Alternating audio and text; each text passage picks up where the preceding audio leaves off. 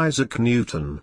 An apple fell on his head and then he invented pretty much all the physics in today's world, but there unavoidably have been a lot of people wondering what would happen if something else had fallen instead. Maybe a grape, an orange, a bird's poop, a durian, or even a stone. So to make it easier to imagine, they decided to make the stone gravitation variant. The rules are actually very simple. It's just normal chess, with a different starting position.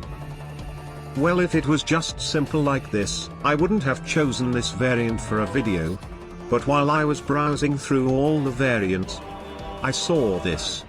Make sure to calculate in advance. Why?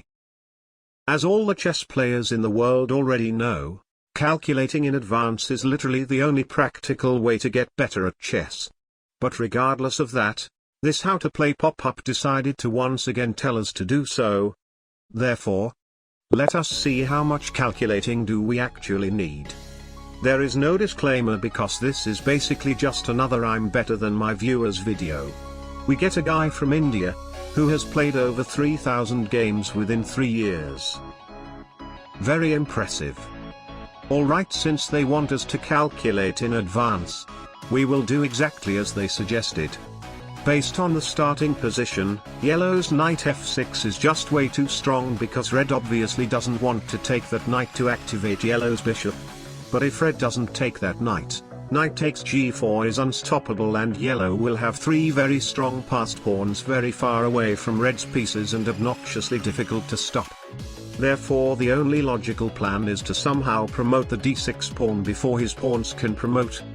And after a lot of thinking, I figured that knight a3 c4 b6 d7 is the shortest path to fulfill the purpose. Therefore, knight to a3. I bet most games in this mode went like knight c3 knight f6 knight g4 and red is dead lost, so knight a3 should at least surprise him for a bit. And he'll have to spend some time finding my purpose as well as finding a solution. Or he can just take it. I burned half of my brain finding a good game plan, and then he just took the most important piece.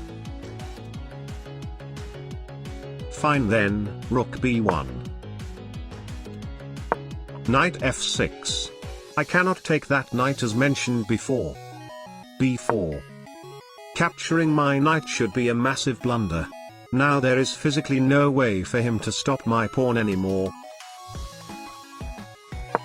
King g8. That king totally can catch up to my b-pawn. Very positive. b5. 8 takes b5. That stopped my b-pawn. But I still have the a-pawn. The How to Play pop-up suggested calculate in advance, but what do I need to calculate though? This game is already so dead for him. Knight takes g4. b6. Alright, now not even his rook is fast enough to stop me. Knight takes c3. Aha. That is very sneaky. He is threatening knight c2 an absolutely crazy checkmate in one. I have to admit I almost fell for that. But sadly, it was just almost. g4. b7.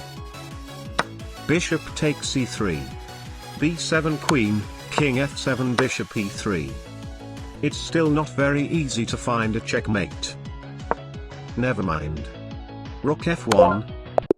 Checkmate in one from very far away. Stone gravitation. 100% win rate.